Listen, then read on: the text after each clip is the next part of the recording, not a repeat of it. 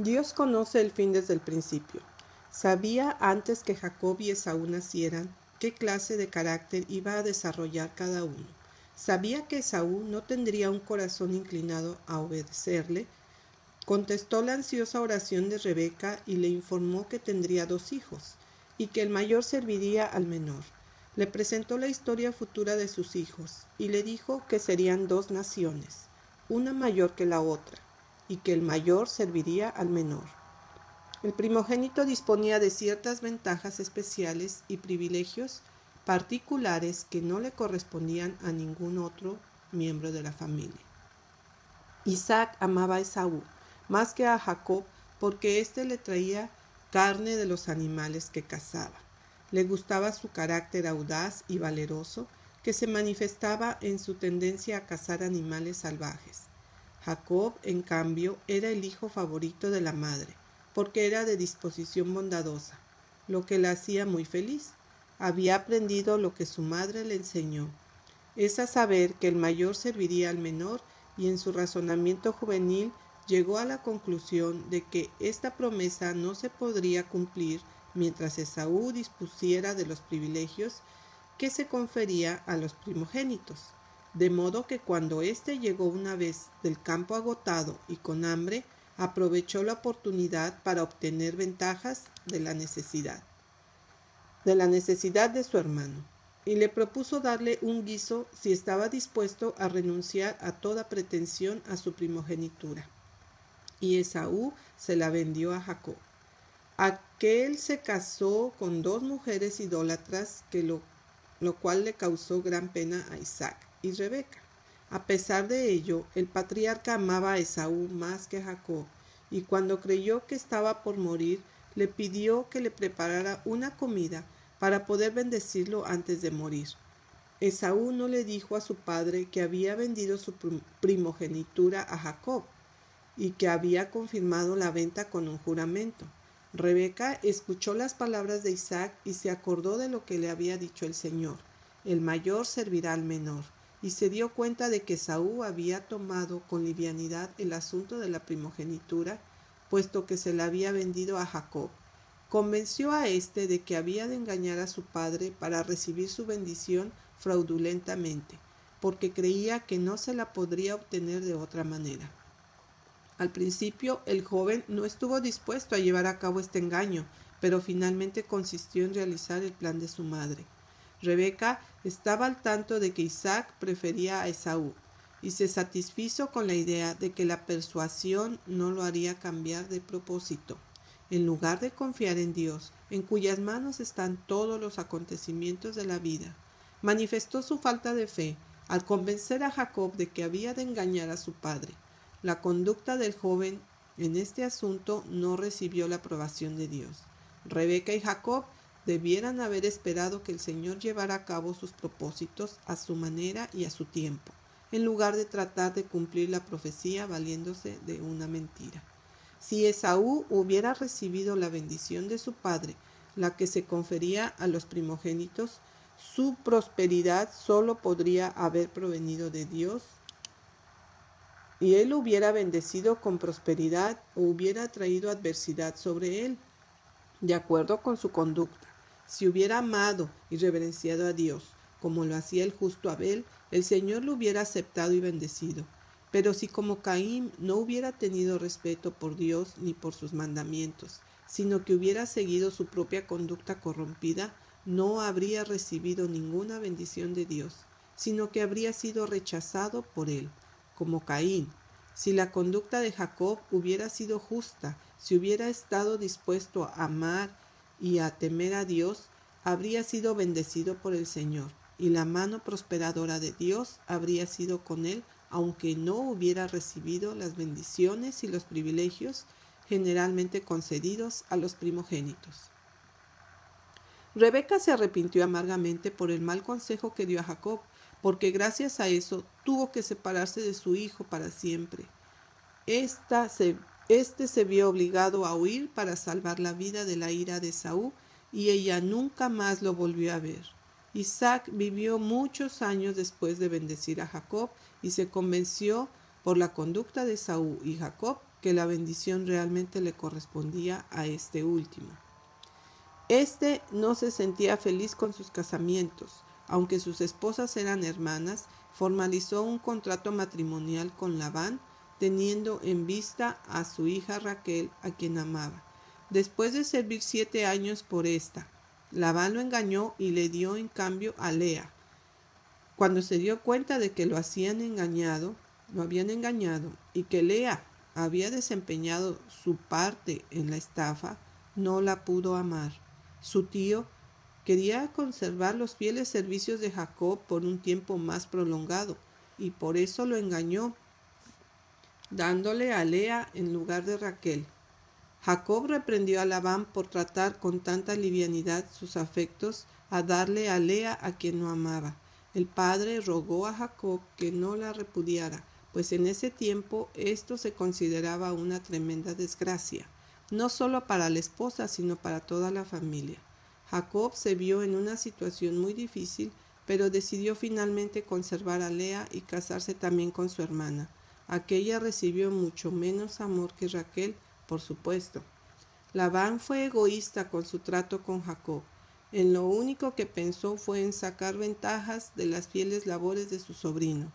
Este podría haberse apartado mucho antes del arterio Labán, pero temía encontrarse con Esaú. Escuchó las quejas de los hijos de aquel que decían: Jacob ha tomado todo lo que era de nuestro padre, y de lo que era de nuestro padre ha adquirido toda esta riqueza. Miraba también Jacob al semblante de Labán y veía que no era para con él como había sido antes. Estaba angustiado, no sabía qué camino tomar. Llevó su caso al Señor y le suplicó que lo dirigiera. El Altísimo respondió misericordiosamente su angustiada oración: vuélvete a la tierra de tus padres y a tu parentela, que yo estaré contigo. Envió pues y llamó a Raquel y a Lea al campo donde estaban sus ovejas, y les dijo: veo que el semblante de vuestro padre no es para conmigo como era antes, mas el Dios de mi padre ha estado conmigo.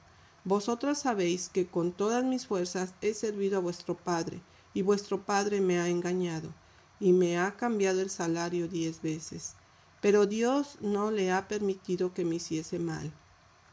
Jacob les contó el sueño que le habían dado Dios, en el cual le dijo que abandonara a Labán y regresara a casa de sus parientes. Raquel y Lea también expresaron su insatisfacción por el procedimiento de su padre. ¿Tenemos acaso parte o heredad en la casa de nuestro padre?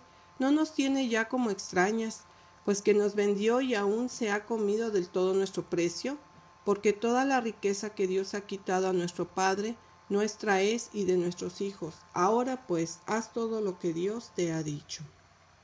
En ausencia de Labán, Jacob tomó su familia y todo lo que tenía y partió. Cuando ya se encontraba a 3 días de camino, Labán se enteró de que se había ido y se enojó mucho. Lo persiguió decidido a traerlo de vuelta a la fuerza. Pero el Señor se compadeció de Jacob, y cuando Labán ya estaba por alcanzarlo, le dio un sueño a éste, en el cual le dijo que no le hiciera nada a Jacob, es decir, no debía obligarlo a volver ni instarlo a hacerlo mediante declaraciones lisonjeras. Cuando Labán se encontró con Jacob, le preguntó por qué se había ido sin avisar, llevándose a sus hijas como si fueran prisioneras de guerra. Labán le dijo: poder hay en mi mano para haceros mal, mas el Dios de tu padre me habló anoche, diciendo: guárdate que no hables a Jacob descomedidamente. Entonces éste detalló a Labán la conducta egoísta que había tenido hacia él, puesto que solo había tomado en cuenta su propio beneficio.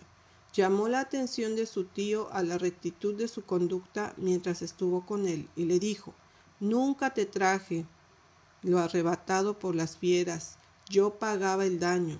Lo hurtado así de día como de noche a mí me lo cobrabas. De día me consumía el calor y de noche la helada, y el sueño huía de mis ojos. Así he estado 20 años en tu casa, 14 años te serví por tus 2 hijas, y 6 años por tu ganado. Y has cambiado mi salario 10 veces. si el Dios de mi padre, Dios de Abraham y temor de Isaac, no estuviera conmigo, de cierto me enviarías ahora con las manos vacías. Pero Dios vio mi aflicción y el trabajo de mis manos y te reprendió anoche.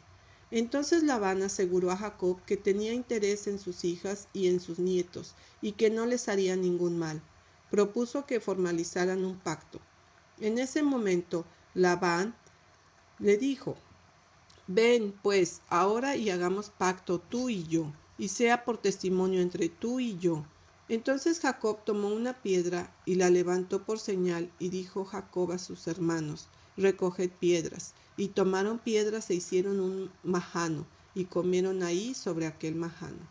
Y Labán dijo: atalaye Jehová entre tú y yo, cuando nos apartemos el uno del otro. Si afligieres a mis hijas, o si tomares otras mujeres además de mis hijas, nadie está con nosotros. Mira, Dios es testigo entre nosotros dos. Jacob hizo un solemne pacto delante del Señor, en el sentido de que no tomaría otras esposas. Dijo más Labán a Jacob: he aquí este majano, y aquí esta señal que he erigido entre tú y yo. Testigo sea este majano, testigo sea esta señal, que ni yo pasaré de este majano contra ti, ni tú pasarás de este majano y de esta señal contra mí, para mal.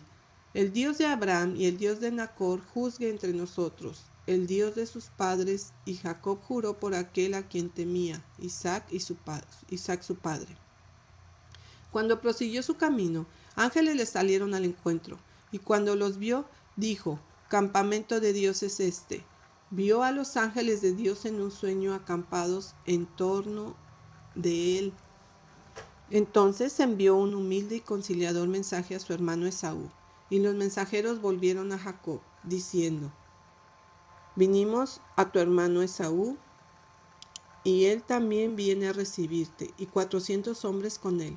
Entonces Jacob tuvo gran temor, y se angustió, y distribuyó el pueblo que tenía consigo, y las ovejas, y las vacas, y los camellos, en 2 campamentos.